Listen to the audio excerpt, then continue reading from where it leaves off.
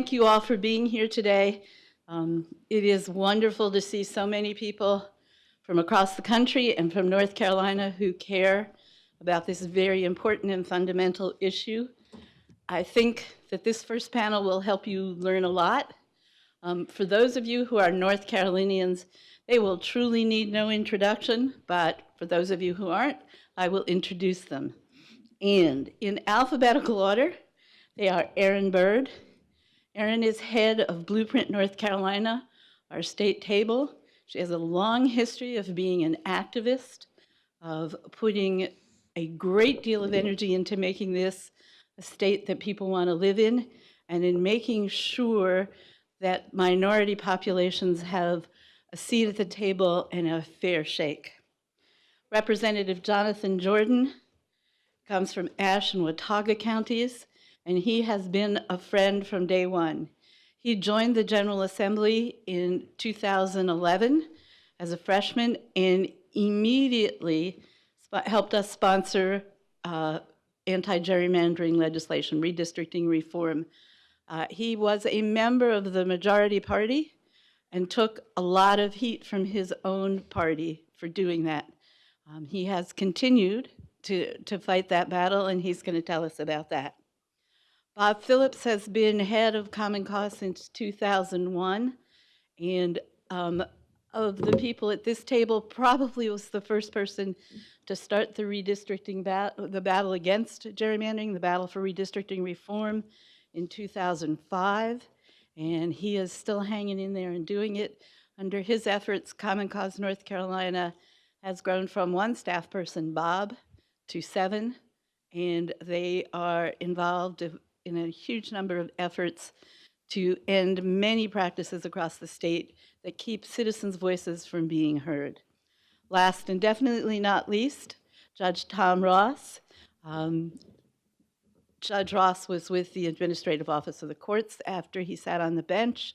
He then went on to be president of Davidson College, then was president of the UNC system, and then did what many people consider a miracle. He came over here to Duke, and they talked to him nicely. He has been a leader in this battle. He worked with us to do the first simulation of drawing maps with retired Supreme Court, North Carolina Supreme Court justices. That was the first real proof that indeed you could draw good nonpartisan maps, and that it wasn't as complicated as some people would like us to think it is. I'm going to ask each of these panelists to talk to you for about 5 minutes about their take on what is happening now and how we're going forward. And then there will be lots of time for questions. If you will, start thinking about them now. We will have a microphone in the audience so that everybody can hear you. I know the tendency is going to be to want to jump up and say, as I have been known to do, don't worry, everybody can hear me, but everybody can't hear you. Plus, we are recording this, and we want to make sure that everybody can hear you in posterity. So with that, I'm going to ask Erin Byrd to speak first, and she's going to talk about her perspective on this long and fraught battle. Good afternoon, everybody. My name's Erin Byrd. I'm the Executive Director of Blueprint North Carolina. I want to thank all of the organizers of this conference for the work to put on such a beautiful event. And this room is lovely, isn't it? Doesn't the light in here feel fantastic? So I want to say thank you for that and for the invitation to be on this panel. When I spoke with, and I should also say hello to all my family. I see folks from Virginia, Mississippi out here, and so it's really good to see your faces in the audience, and it's encouraging to me. When I spoke with Jane the other day, we had this conversation, and she said I should just talk a little bit about my reflections on what it's going to take to end gerrymandering. Yeah, and in 4 minutes now, right, which is quite a task. But what I'm going to do is actually talk a little bit about values, because I essentially think that's the core of the matter. I did some research on the history of gerrymandering in North Carolina, and I want to highlight that there were in the late 1800s 2 districts. One of them was called the Black Second District, right, which was a Black majority district in 1872, and it was created in a way to compact all of the Black voters during that period, and it was advanced by obviously white supremacist forces. And then there's also Vance County, the creation of actually Vance County, which is something I learned recently. It was another incident where they packed Black voters in Vance County and then weakened the dilution of Black voting power outside of the county. And I start there in history because we're in North Carolina and we're in the South. And I believe firmly, and it's a blueprint principle, that really centering racial equity work in our fight to reform, for redistricting reform, is central to ending gerrymandering. And I make that case because historically in this country, one of the great challenges we have is that we have been unable to face the history of this country, hence then unable to fix it and make reparations. I would argue to you that if you fall down and you cut your arm open and you then turn away from the bleeding arm, it won't heal properly. And that's just the bottom line. And so as we talk about redistricting reform, I feel like that's one of the things that Blueprint and its partners brings to the table, is really sort of the value. Now, what does it look like to center a racial equity lens in the redistricting reform movement? And I just want to offer a couple of thoughts on that and move on and allow other panelists to speak. So one of those things that I think is important, I'm going to talk about access, accountability, and engagement. And I'm going to talk about them from centering racial equity in each one of those strategies. What does that look like in short? And then happy to talk longer at another time about what it means more specifically. I'm just going to say briefly, though, access is information, education, being able to understand the redistricting process, and that there are systems in place that make that education accessible, that make it geographically accessible by language, accessible to individuals in our communities that want to be able to be engaged. And that our inability to do that and center like real human beings will continue to maintain the status quo. The second thing is accountability. Who are the people who are making these decisions accountable to? Is it voters? Is it the representatives themselves? Is it some other independent party? And that whoever is making the decisions should be in some way directly accountable to the communities that are impacted. And we have ideas about what that looks like too that we can talk about later. And then third, I want to say engagement, and I really want to root that in as we are struggling about how fast we should move and how much time. It's a question of time.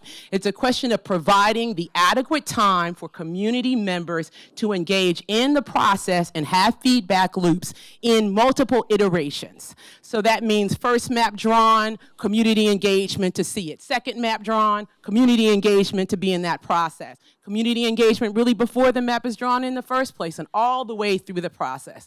And I think that having those values in the forefront of our vision for this work are going to help us to have outcomes that are transformative for the communities that we say we care about. And then I'm going to close out with this a little quote just this time, and it's, you do not have to be me in order for us to fight alongside each other.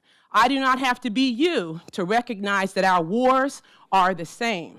What we must do is commit ourselves to some future that can include each other. And that's Audre Lorde. And that's essentially the value that I want to bring to the conversation about redistricting reform, is that it really does have to be an expansive and inclusive process, or we're going to have the same outcomes that we're struggling with right now.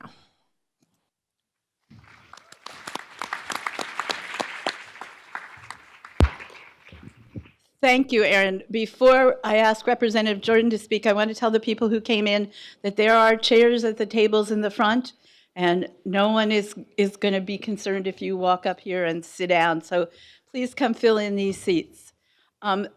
Before I introduce Representative Jordan, one more thing. Representative Jordan's name and Bob Phillips' name don't appear on your printed program. That is our fault, not theirs, and I apologize to them.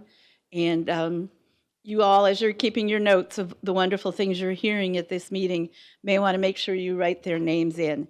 In any case, our next speaker is Representative Jonathan Jordan, who, as I said, has been a fighter on this issue from the first day he stepped into the General Assembly. Representative Jordan. Thank you. Thank you, Jane. Is this on? Yeah.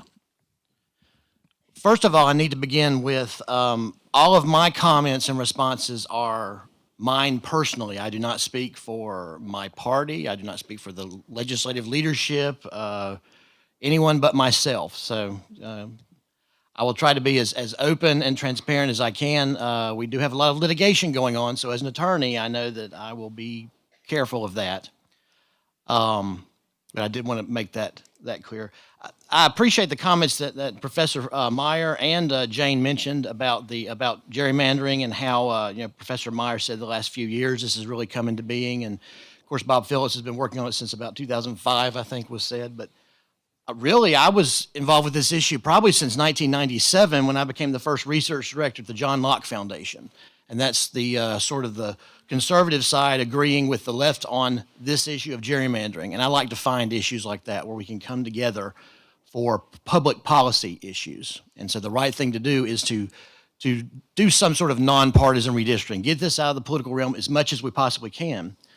And then just a couple of years after that, 2003, I was communications director at the North Carolina Republican Party. I think she hinted that I was a Republican. We didn't actually say the word, though, but I'm very pleased to be here, even though I realize I may be in the minority on different issues here. But I'm glad to be with you all here where we can agree on this issue. But when I was at the North Carolina Republican Party, we had to fight this same issue with litigation, just like is going on this decade. In 2003, there were a number of lawsuits that the party and other people brought about gerrymandering.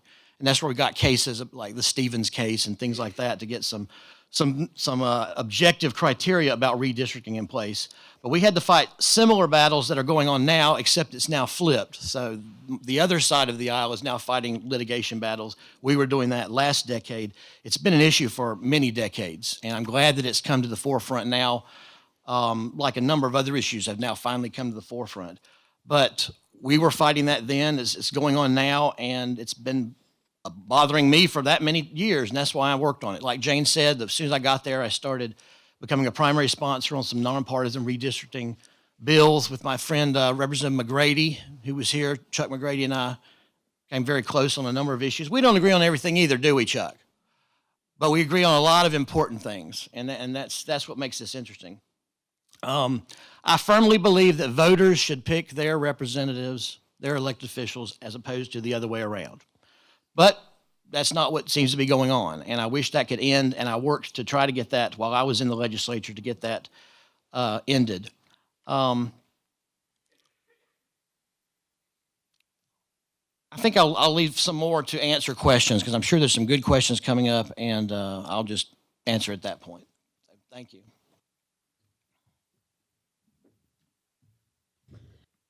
Our next speaker is Judge Ross, and he comes at this from a number of perspectives, as a lawyer, as a college president, and as an activist, and hopefully one of the people who's going to lead us out of this problem. Judge? Well, first, I think we're all in it together, so nobody's going to be the leader, probably, unless we all do it together. But thank you for the opportunity to be with you, and I want to start by Fritz made the comment that there were people around the world in some places that worried whether democracy was in trouble. And I always think about one poll number that is most disconcerting to me. And that is, we've asked the question, do you trust your government all the time or most of the time, or some of the time or none of the time? We've been asking it for decades. And I don't remember the exact dates, but roughly in the early part of the 2000s, that percentage that would say they trusted their government all the time or most of the time was about 39%. And that in and of itself is a bit disconcerting if less than a majority of people trust their government. Over the last 15 years, that percentage has fallen to 19%. So if there are only 19% of Americans that trust their government all the time or most of the time, I would argue democracy is in real trouble. I think if you look at the gridlock that exists and has existed now for decades in Washington, exhibited most graphically, I think, in the last month with the shutdown. And if you look at the way the country is divided and our inability to talk to each other and to compromise, I think a lot of those are symptoms of some underlying problems with the way we are conducting our democracy.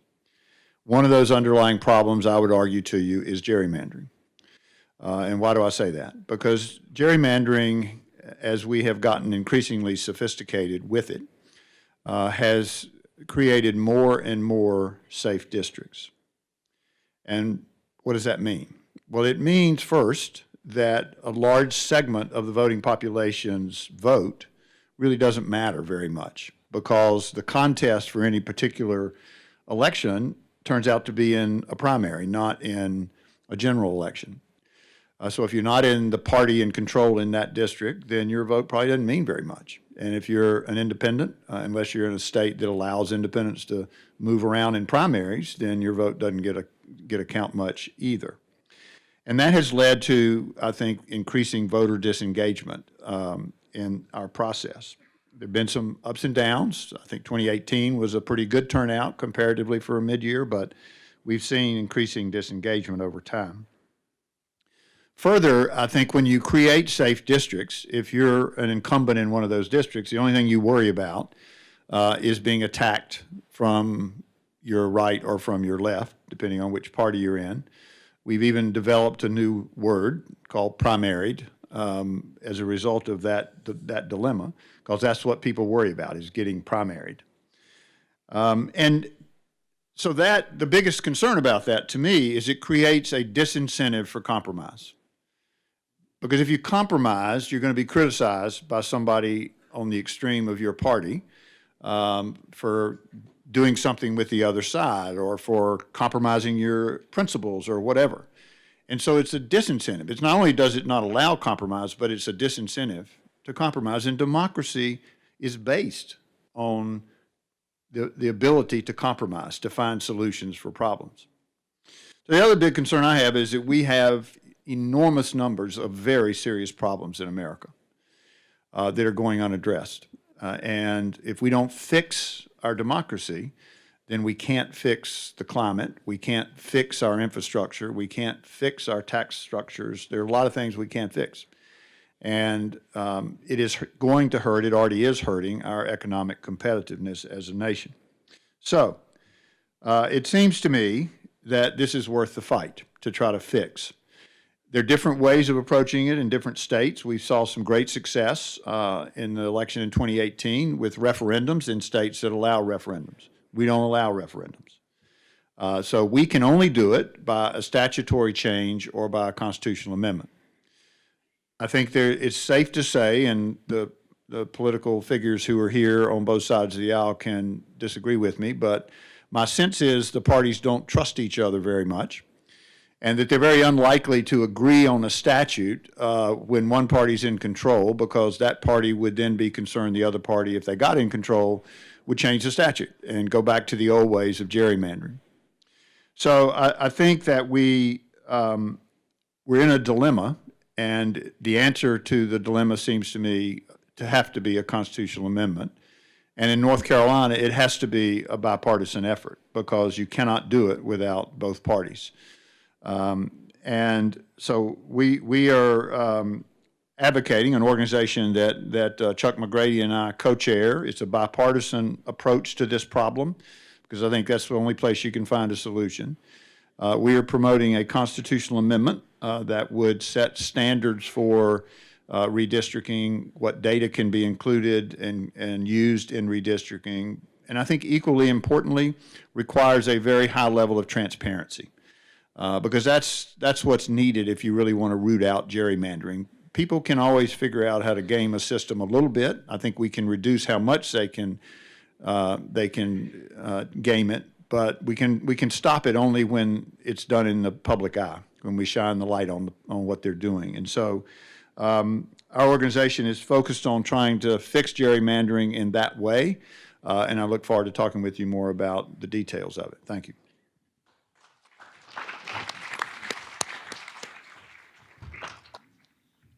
Thank you, Judge Ross. Obviously, our last panelist is Bob Phillips from Common Cause. I have to give Bob credit. As the song goes, I was country before country was cool. Bob was fighting the redistricting battle before it was a cool battle. He was in talking to legislators in 2006, 7, 8, 9, and 10, telling them that they needed to make the change now. It might not benefit their party, but it was the right thing for the people of North Carolina. So, Bob, it's up to you. Wow. Thank you, Jane, I think. All this reference to how many years I've been doing this, it makes me feel kind of ancient and also a little worried about, what's my success been? I guess we've been doing all this, and look, we haven't gotten anywhere to speak of, but it's encouraging just to be here today to look out and see so many faces, people, many of whom I know, than others of you who've come from other places, and we certainly thank you for that. And this is a really important moment. I mean, I know that's said a lot in our state's history, our country's history, but if there's ever a time that we need to pass redistricting reform here and elsewhere across the country, it is now. And we do have some encouragement, some hope that this may indeed be a time when it can be done. Despite the fact that in North Carolina, I think the first redistricting reform bill might have been proposed more than 50 years ago. Jane was here lobbying for it then, I think. Oh. That's bad. That's bad. I have gotten myself in trouble. We work together, too, so we kind of can get away with that, I think. But the point I was going to make, though, is there have been so many, there is a point I'm going to make here. There have been so many reform proposals introduced in the last half century, and 0 times they've been adopted in North Carolina. There are 23 other states in America that are like us, where you have to do it statutorily, as Tom mentioned. There were dozens of bills proposed in the last biennium, the last 2 years. No state passed redistricting reform. The closest we got was 2011, led by Jane's coalition, Common Cause being a part of it, a very diverse coalition where we did get a bill considered and heard in committee and actually passed in the state house with bipartisan support. The Senate didn't take it up, so the bill died. We have proposed a similar bill every biennium since, and we've never had it even heard in committee. So we've gone 8 years in North Carolina without a redistricting reform bill even heard in committee. So it's a challenge, but what gives me hope is to see more people coming out. And I've learned a lot in the 15 years I would stand with Republicans back in the day when they were the champions of redistricting reform.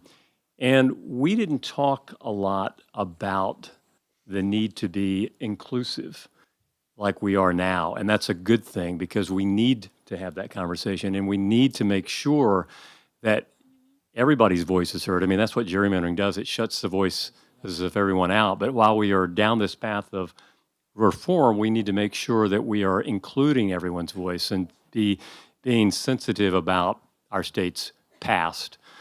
And also what gives me some hope is what we're involved in, and that's the litigation.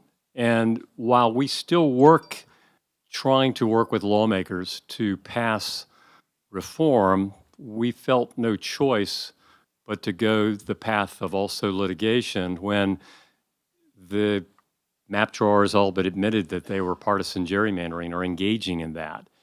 And we want to take reform however we can get it, but that was where we decided to go that path. And I have some hope that we will prevail there, and perhaps that's another way of putting some pressure on this legislature to take up the reform, because we have this biennium to do it. It can be done after the election of 2020 as well, but we're at this moment where the next election is very important because the legislature seated is the one that draws the lines. And certainly we all here in this room and in North Carolina want to make sure that we have some new rules in place. As Tom mentioned, and certainly the core of Common Cause is holding power accountable. We can't do that when we have the majority of our legislative seats and our entire congressional delegation essentially in safe districts. Anecdotally, we have folks from both sides of the aisle tell us they don't have to work very hard. All they have to do is, as Tom mentioned, worry about being primaried. And that's not good for democracy. That's not healthy. And it hurts us as an organization in getting folks engaged and involved to try to hold their electeds accountable because they really can't do it. So I look forward to connecting with as many of you all as I can and hearing some of the great things that are happening around the country and sharing what we're trying to do in North Carolina. So thank you again for being here today.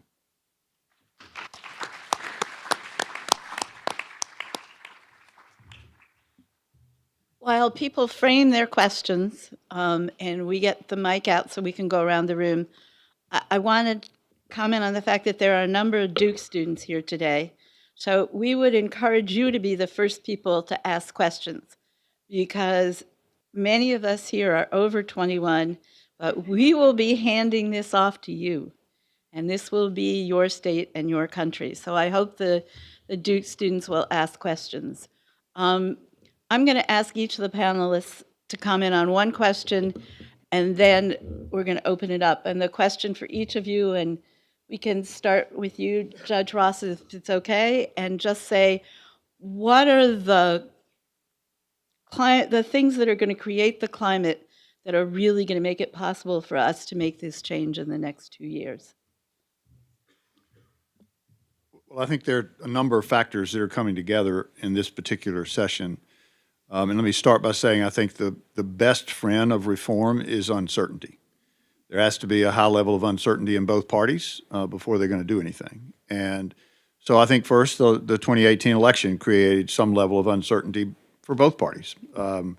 It was a so-called blue wave election. The Democrats picked up some seats, but they didn't get as many as they thought they might get. And if one does some analysis of the seats that they didn't get, there's still pretty wide margins in those districts because of the gerrymandering. The Republicans lost some seats. It is potential that they could lose more. That creates some uncertainty. There's litigation. Bob mentioned the federal case before the United States Supreme Court. There's also state litigation based on the state constitution that could end up in the state Supreme Court.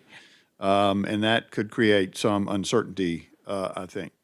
Or does create some uncertainty. There, in addition, I think is much more public interest in this issue. The public is basically sick and tired of partisan politics and bickering, and they want some change. So I think an effort that is bipartisan that can create nonpartisan processes for redistricting will be welcomed by the public. That's certainly what the polling data shows. So I think there's a lot going on right now. Litigation-wise, election-wise, and in the public, that creates a time that may well enable us to do something that hasn't been able to be done in the past, and that's get some reform. Thank you, Judge Ross. I appreciate that argument. There needs to be uncertainty, and you're referring to political uncertainty with the districts and so forth. Let me make the argument that we also may need some more certainty, and that is, what is the process? If there were a nonpartisan redistricting process in place, that would be certainty that everyone would need, I think, to see how it's going to work out.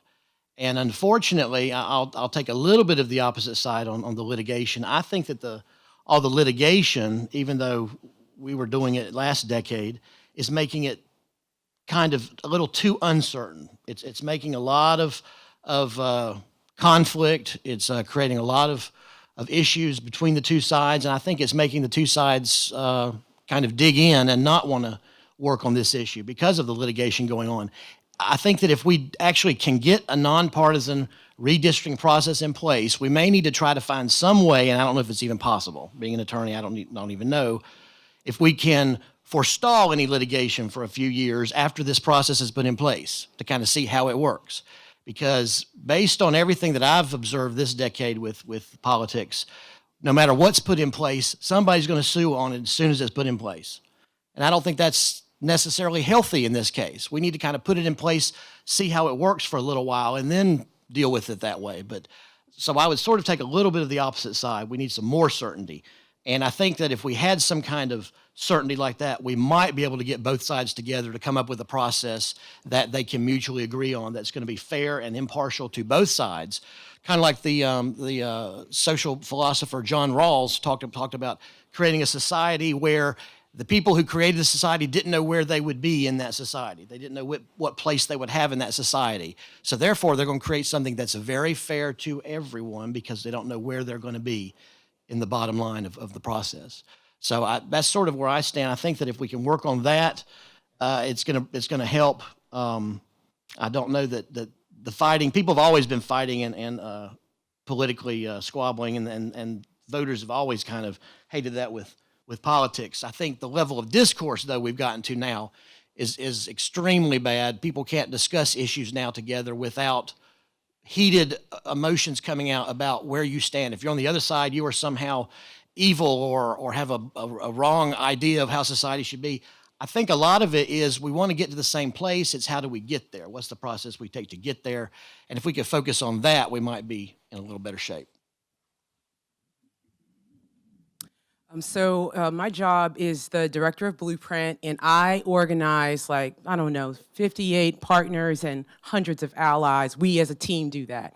And I find that the thing that I struggle the most with in advancing any type of change, and I'm talking police accountability, health access, economic justice, there are a lot of different issues that I'm a part of working on.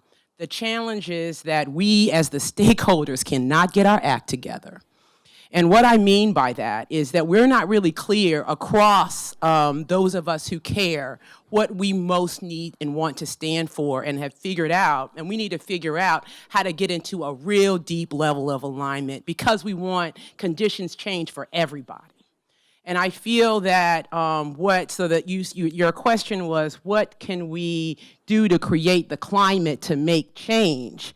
And I'm going to take the position that those of us who are doing this work need to spend more time being clear about what we want and really hashing out our differences, because collectively, and I'm saying it from the position of somebody who knows a lot of the organizations and individuals, we have the power and resources to make a lot of things happen if we were on the same page about what we wanted, what we were willing to sacrifice, and what's non-negotiable. And if we even shared what's non-negotiable, we can make some more progress. And that's my personal opinion of the challenge, that we're in as a movement on this particular issue right now. You can go a whole bunch of different directions, whether it's litigation. I believe strongly in community organizing. I believe that our goal ought to be to have 5, 6, 7,000 leaders completely able to articulate and understand this issue and move on this issue. And to me, that's transformative, because once you pour in knowledge to somebody, you cannot take it away.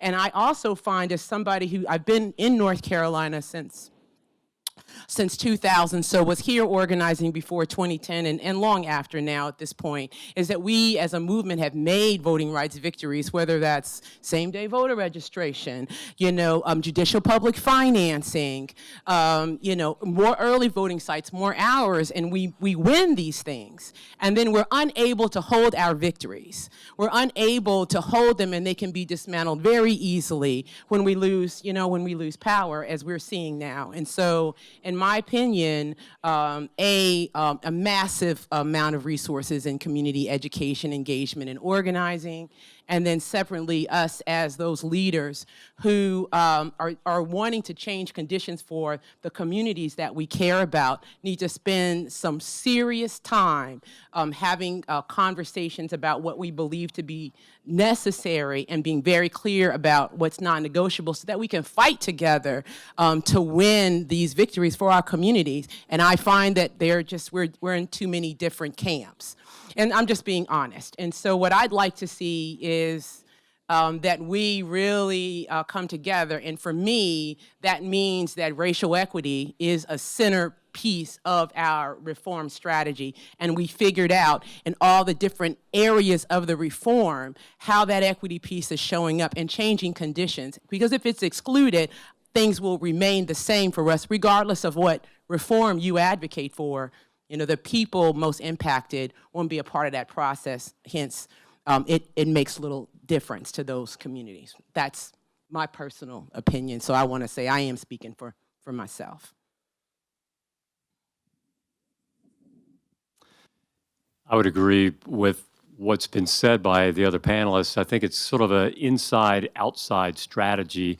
Inside, candidly, kind of a cousin to uncertainty is fear.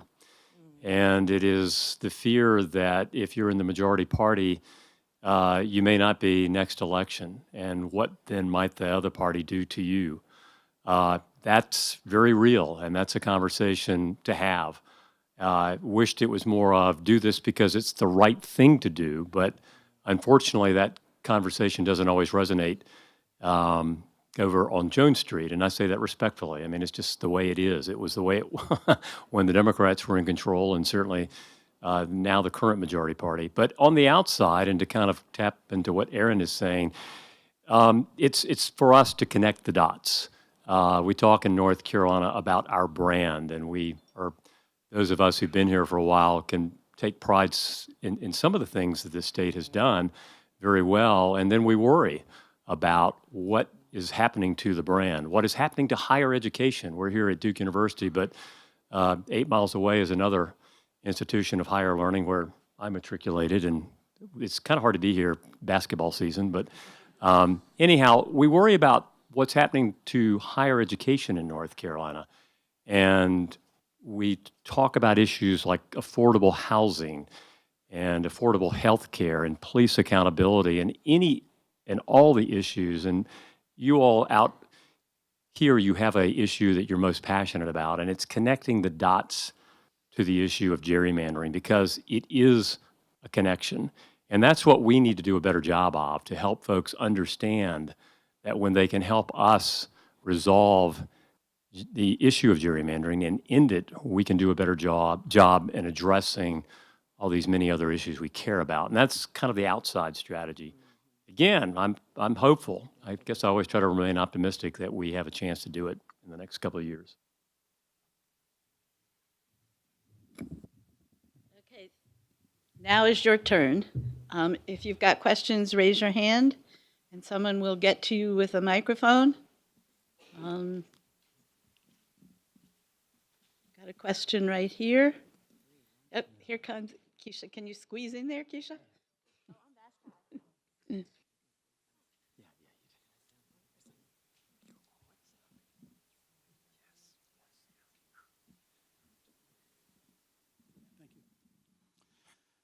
Good morning, or afternoon, rather. I'm Bob Spear from Maryland, and I have a question really for Judge Ross, and it's about the focus that you have on reforming gerrymandering or solving gerrymandering problems in North Carolina. And what I wanted to say is that in Maryland, we have a legislature. This was 2 years ago. We had a legislature that was veto-proof, Democratic majority, and a Republican governor. And by the way, he's very popular. We just reelected him. Again, in a blue wave election, we still re-elected a Republican governor. He came up, but Maryland is very heavily gerrymandered in favor of Democrats in exactly the same way that this state is heavily gerrymandered in favor of Republicans. He came up with a reform proposal on gerrymandering, and a lot of people thought it was pretty good. It kind of went around and around. Ultimately, it got to the legislature. The head of the Senate, Mike Miller, who's the majority leader in the Senate, said, well, yeah, you're right. We are unfair. We drew those lines in favor of Democrats because we're in charge. But our nearby states, Pennsylvania, Virginia, North Carolina, are all heavily gerrymandered in favor of Republicans. Why should we unilaterally disarm?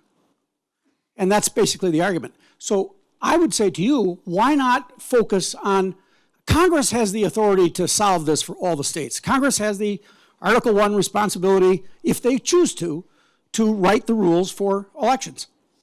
Why not focus on a national reform? Or maybe you do focus on a national reform. But anyway, that's my question.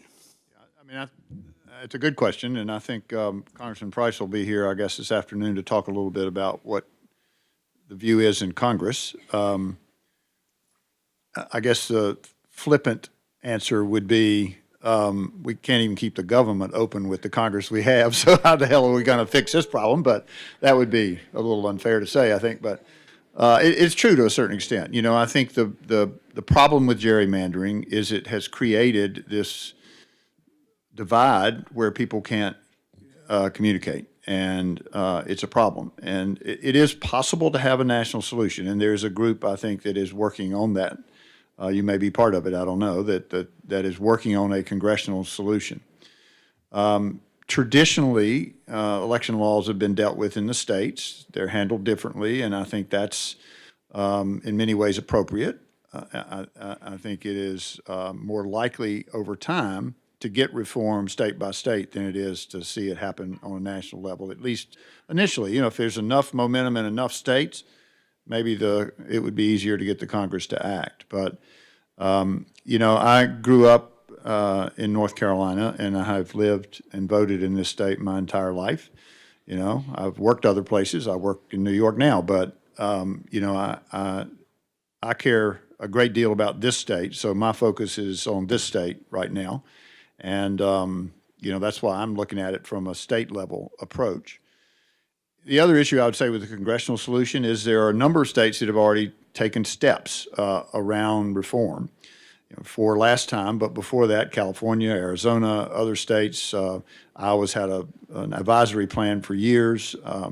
And so you would have to come up with a national solution that in some ways would change what's already happened in other states that have gone in positive directions. And that, I think, would create some pushback as well. So I just feel like the likelihood of success is better at the state level. That's why I am focused on it here. Any of the other panelists want to comment? Okay. Move on to our next question. And if you'll just give us your name when you stand up. Sure, yeah. Hi, my name is Rio Tazwell. I live in Washington, D.C. and work with People for the American Way. My question is for all of you, and I'd just like to get a better understanding of what the nuts and bolts are of redistricting reform. What would these statutory changes actually do versus the litigation, the ongoing litigation? What exactly would the process be in terms of changing the districts? If you could just paint a picture of how it would work and what the outcome might look like. Who wants to take it? Bob? Representative Jordan? Let's start, Bob. Well, as the old cliche, the devil's in the details is always it. And we will have, I think, a variety of redistricting reform bills probably proposed in the General Assembly, which starts Wednesday, I guess, in earnest. And the common cause view for this coming biennium will be any reasonable proposal, you know, we'll consider. And really, our main battle is, I mean, bills are fairly easy to get filed. We need to get them heard. And we want to put a lot of pressure on the leadership to let the debate happen, because this is what we need to, you know, have happen in this biennium. To your question, I mean, this is sort of our view, common cause. I mean, you do have a criteria that includes certainly abiding by all constitutional amendments, the Voting Rights Act, making sure there's full transparency, which we don't have the way they do it now, being blind to political consideration, very important to us, the crux of the challenges that we have, compact contiguity, if I'm saying that correctly, those kinds of things. I mean, it's kind of divided for us what the rules are, the criteria, and then who draws the maps. And the current process of it being done secretly by a few leaders and, you know, somewhere off-site on a private computer is just not acceptable. So we're looking at a variety, again, of proposals. There'll be a proposal that will have a citizens commission like what California has. That has merit. There are proposals that have kind of a blend where you have maybe appointed commission members, but they're randomly selected. And again, it's a blend of Republicans and Democrats and unaffiliated voters. But the main thing is we think that if you have full transparency, no kinds of conversations, it's all done in sunshine, bright sunshine, and blind to political consideration and abiding by the Voting Rights Act, you're going to have a better outcome than what we have currently in North Carolina. I think that I'll let others speak to a lot of the sort of details. I just want to offer two thoughts. One is that, and I've already said, robust public input process. So I think for the reform we're advocating for, like the people get the opportunity to engage multiple times, not just once, not just for 15, 20 minutes, that we're actually giving appropriate time for folks to be educated and engaged in the process and actually watch it evolve for them, particularly around the question of communities of interest. Because we don't believe that the census data will tell you all you need to know about communities of interest. Sometimes you actually got to go in a community, have stories with them to understand what their own boundaries are. How do we actually establish that? We believe that that requires sort of time to honor those communities. And then I just want to say for us also, and when I say for us, I mean a lot of partners at Blueprint, we've been having a lot of conversations. And so one of the other things that I just want to raise is prison gerrymandering. And so also a process that helps us to count folks that are incarcerated from their home instead of from where the prison itself is located, because typically that's a white community that, and they're coming from a different community. So we're losing the power of their voice and those resources. And I just want to raise that as something that I think that we think is very important, that we need to center. And then I would say that a lot of attention to who is drawing the maps and how that process is created, so that those individuals who are empowered to do that are actually accountable in some way to the community. So if the elected official is choosing that, then folks say, well, the elected official was elected by the voters, and so there's accountability there, but I question that, So I don't say I have all the answers, but I would offer that the kind of commission that allows individuals to have some access to participating in it, that isn't decided by some outside body that has no relationship to community, as well as sort of the diversity, whether that's racial, religious, or party. I think diversity and inclusion is beyond just political party. And so some way of considering that in the decision-making process to build the commission or nonpartisan commission, and I would also say nonpartisan, some type of commission that makes that decision is really important to us, versus the legislators themselves being able to decide that. I agree that the process is extremely important here. We need, I'd like to see a process where there's as objective as possible a group that draws these maps and puts them before the legislature. I think that one of the big problems we have now is the elected officials are the ones drawing the maps and then voting on the maps. I think we have a constitutional issue to consider, that we've got, at the bottom line, the legislature is going to be the one voting on the maps. Okay, remember that. But I think that if we have a process where they are presented with maps that are created objectively, you're going to have a lot better situation. You can make sure that the diversity and the objectivity is taken up in that commission or whatever is done, but then presented to the legislature. The bills that I typically worked on, it was like 3 steps that maps were presented by some sort of a nonpartisan objective group as much as possible. And then if the legislature wants to make changes, they've got to explain why they want to make those changes. I think sitting there as a former official, being able to explain why you're making those changes is going to be very important. If it's because of partisan reasons, that's going to be sort of uncomfortable, and maybe those changes won't get made. But if it's for objective reasons, communities of interest or some other issue like that, not breaking up counties or towns or so forth, that'll be much easier to present and will be easier taken by everyone who's looking at the process as very transparent. But bottom line, the legislature is going to be voting on it unless we change our constitution. So give the legislature as objective a map as you can, that is fair to political concerns, communities of interest concerns, everything else, and then make them reason why they want to make any changes to those maps that are presented. So I co-chair, as I mentioned, an organization called North Carolinians for Redistricting Reform.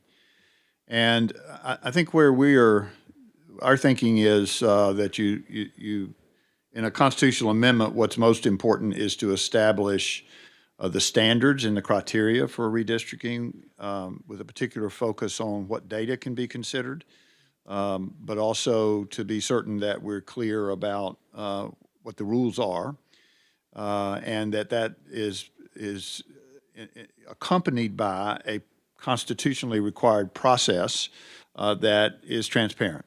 that does in fact allow for the citizens to know the data that's being used in the algorithms that are used to draw the maps, that allows them to understand the methodology before any bills are ever introduced. So the constitutional amendment we're considering would require that that information be disclosed before a bill is introduced. It also would require a period of time between when the bill's first introduced and when it's considered. And during that period, there would have to be a public hearings that would, again, have available to the public the data, but also would give time after introduction before the public hearing so that analysis could be run and considered then in the public hearing. So I think the transparency is really important. Our plan, again, would include an implementation statute, which has an advisory commission in it that would consider, the initial plan would be drafted by the Legislative Services Office, so the staff of the legislature, which would then go to this temporary, or this advisory commission that would review it and consider it and try to get it as objective as possible. And then it would be presented to the legislature, again, with the data being disclosed in advance. So I think what we're trying to do is fix the rules and the process as transparent as possible. I think if you do that, in the ideal world, a commission would, I would favor a commission. I think it's a great thing. I think it is the most difficult piece to reach agreement on.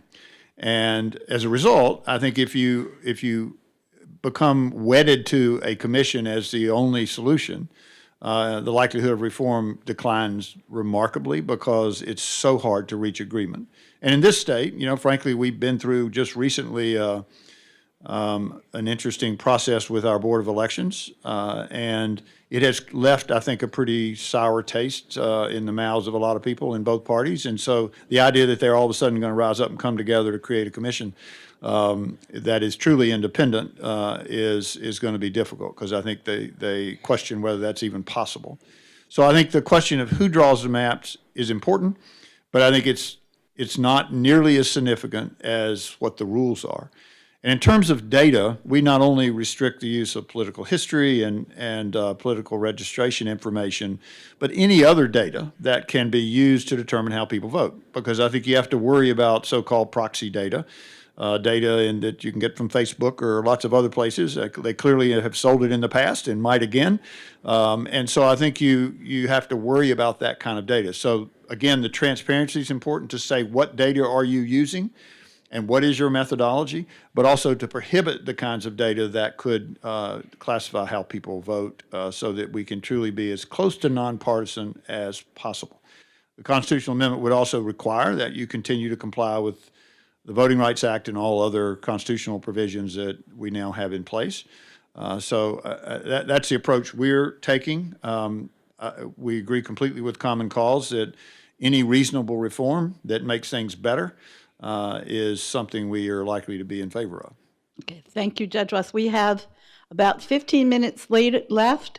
There's someone with the mic there, and then there are two questions in the back. Two questions here. All right, I'm going to ask the people ask their questions very briefly. Very briefly. And that the respondents respond pretty briefly. If you don't get your question answered, I will keep these people someplace where you can find them so you can ask the questions. And we'll start over here. Just a quick question. I'd like to hear from all the excellent panelists. With gerrymandering lying so brazenly over our state and so many others, we're all here. What binds us, and why in the world are we stepping around the point of it, which is to reestablish an American ethic, ethos, some sense of morality that will bind us together despite perhaps disparate purposes or causes, but what is actually going to meld us as a society at a time when we are falling apart for very good reason? There has to be a common morality. The churches don't own it. The schools need it. Families need it. And I'd like each of the panelists to address whether you think, in terms of branding, this is something that needs to be put first and foremost as we proceed. Thank you.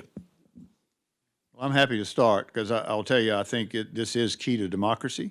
I'm going to ask you, keep it real short. Yeah, and if you if you think about democracy, it is at the very core of America. That's why we were started. And we've lost a sense of a common purpose as a nation and a sense of real patriotism, real commitment to our nation, to our communities, to our fellow citizens. And I think this is one of the things we can do to make that better. It won't solve the problem completely, but it's certainly a step in the right direction. I was moved by what you just said, and I completely agree with you in terms of this moment. I would say that we are, and I want to say that in a minute and a half, that the isms that plague us as a society have turned us into individuals. You know, where we see the world as an individual instead of as a collective, like with the shared responsibility whereby when you're suffering, I am suffering. I'm not suffering by myself as one person. And I feel like our country has forgotten that in a way. And what we've done is use xenophobia and racism and all these other things to divide us against each other, while certain people are profiting from our pain, our great pain, in fact. And so I say yes to what you've just said. I think that our movement has got to, and I don't know if we would use the same word, whether we say moral or value, and what it would be that requires conversation, but it's like exciting to me to kind of go in that direction, because once we figure that out, then everything else is easier. Everything else is so much easier. And I would say people move at the speed of trust. So when I trust you, things happen in 2 minutes that would take 2 years. That's my personal experience as an organizer. And so I would argue that what you're saying is right, and I'm excited about how we figure out bringing that type of culture into our movement in a real meaningful and thoughtful way. And I'm totally about that thing right there. Like, I love that thing right there. Yes, indeed. Representative Jordan. I appreciate your question, your issue, as very much so. I do have to say, Ms. Byrd, you've really brought up my libertarian tendencies when you say individual versus collective. We need both. I don't know that if it's one or the other, but my simple answer to the question is the Constitution. What I'm glad to see happening now is more people concerned about the U.S. Constitution, what it says, what it does. It's been a long time since we've paid a lot of attention to it. Let's go back to that. Let's have everybody study that, see where it goes, what it says, where it came from, and then we can go forward. If we can go back to that sort of common sense, or not common sense, consistency where we began, I think we can go forward a lot better. So I would say the Constitution would be my short answer. I'll just say, you know, the phrase "we're in it together," that's guided us before in the past, and it's what we need to come back to. So again, like everyone else has said, appreciate very much the question, and that's the whole key, the goal to get to that. Hi, Mary Morgan, Raleigh, North Carolina.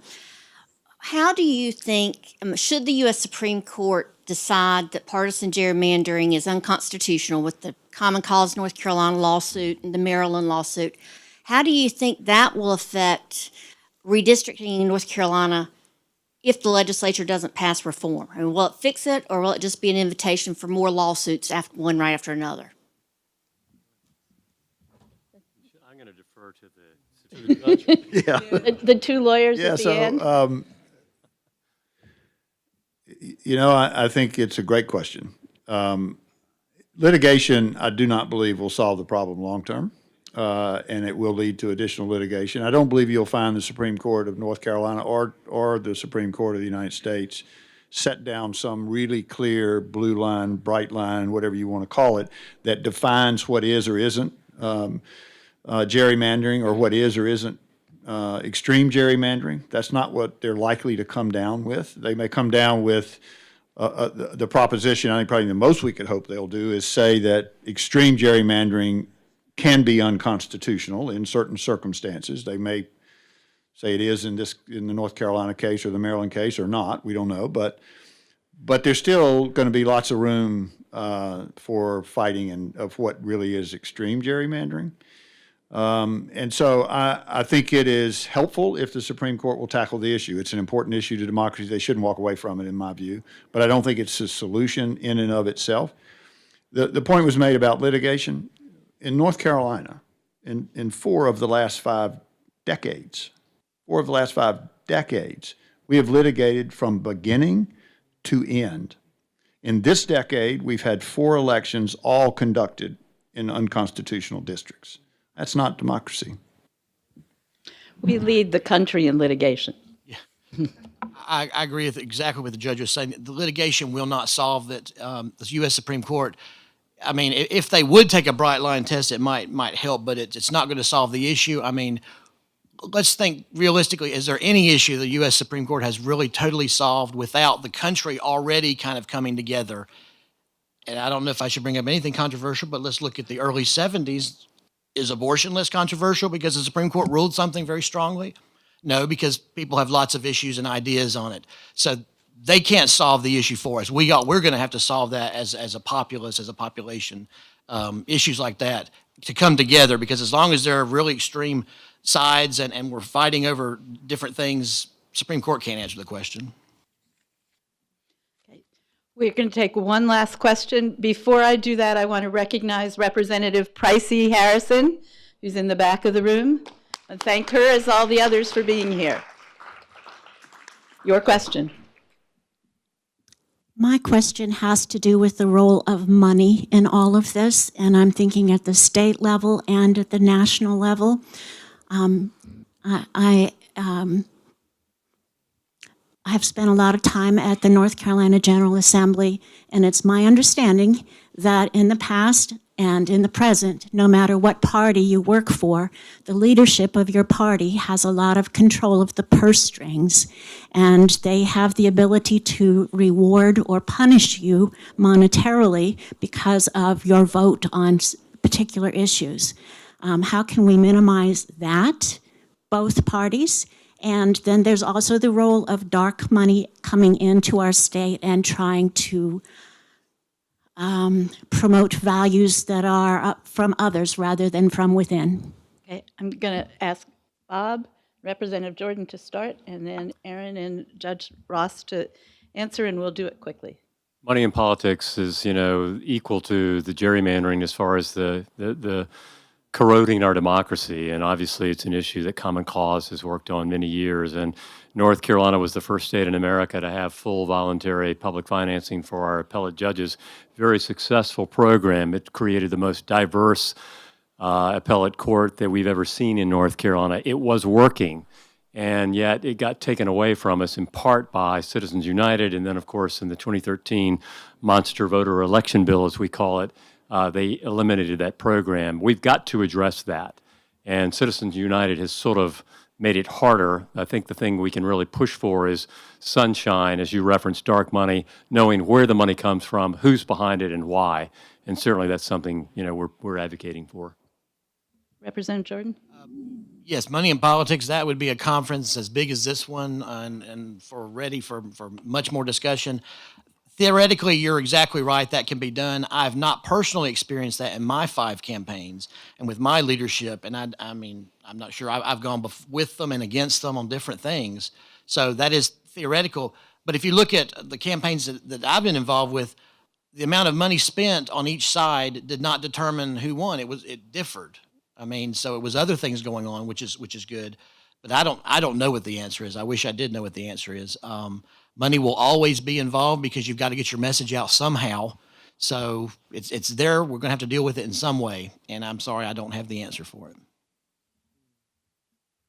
I had the pleasure of working with Bob as the first coordinator of Voters for Clean Elections, which was the Campaign Finance Reform Coalition that you're referring to, and still really live issue. I want to share that I find that for our community members, the issues we talk about are, it's not like everybody knows what you mean when you say money in politics, like they might know what you mean when you say raise my wage. And I just think that it's really important to know how all the issues are tied together and integrated together and sort of have to be fought thinking about those things as all forces that we're up against as we build a shared strategy together. So, that the input of money is much worse now, actually, than it was even when I started. So, I don't know how impactful was that work, but I do think that it's still a really important issue, but really connected with a lot of others. Like all of these issues are connected in their impact on communities. So, Judge Ross? I don't really have a whole lot to add, except I think Citizens United is not a decision that I would have signed on to. I don't think it's I still don't think it was the right one, but we have it.